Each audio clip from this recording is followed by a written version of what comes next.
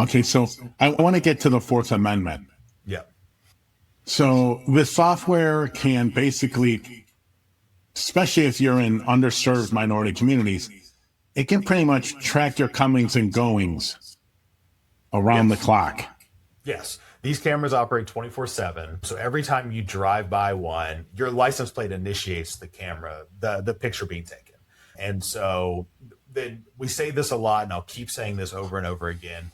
The vast majority of pictures that are taken by these cameras are taken of people just living their everyday law abiding lives. Like if you drive to the grocery store and you drive by a flock camera, a picture is taken of your vehicle. That image then is sent to this flock database. That data, that picture is accessible to your local police department and any other police departments that this data, that your local department shares their data with.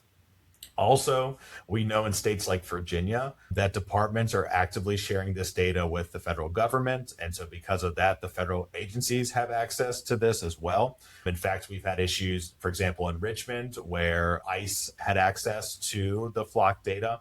So, because of this, if you were a law enforcement body and you wanted to find, if you wanted to, find somebody and say, okay, I want to know in general where this person goes on a daily basis, this network is your dream because there are enough cameras, enough sharing going on.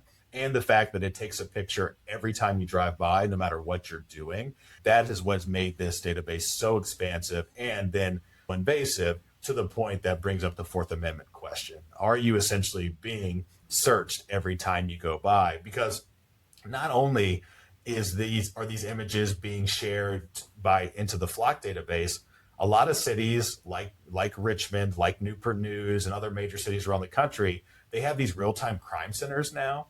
And these real-time crime centers are integrating all of this different surveillance imagery and videos. And so these images being taken by the license plate reader cameras are feeding into all the other surveillance, both images and footage being captured.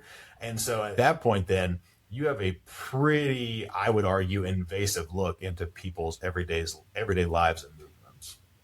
Yeah, you point out in your paper, and I want people to think about this, the vast majority of people driving is within 10 miles, if not 5 miles of their house. Exactly. So if there's cameras in your neighborhood, you're going to trip them every time you leave your house. Exactly, yeah.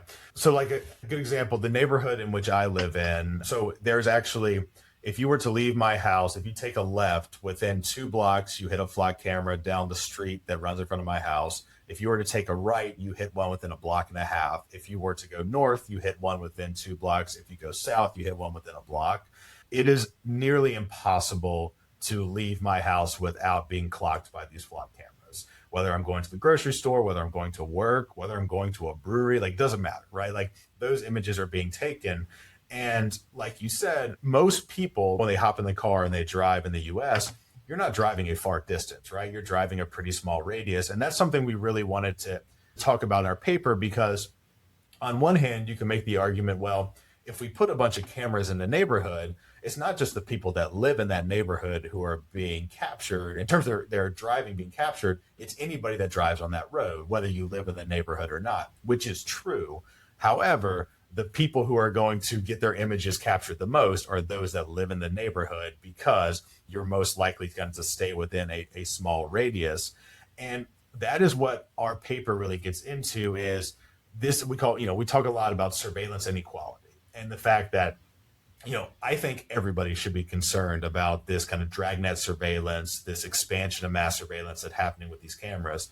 But in reality, what we found in our analysis, and where the patterns look pretty similar, other places we're trying to replicate this analysis, that if you live in predominantly Black and brown neighborhoods, if you live in neighborhoods with high poverty rates, there are more cameras and more surveillance. And it's not just more cameras. We write in our paper also about the intensity of that surveillance in terms of the population share that the burden of which this surveillance is being felt on. And because of that, if you live in one of these highly surveilled neighborhoods, you're having more images captured of you. It is nearly impossible to move without being surveilled.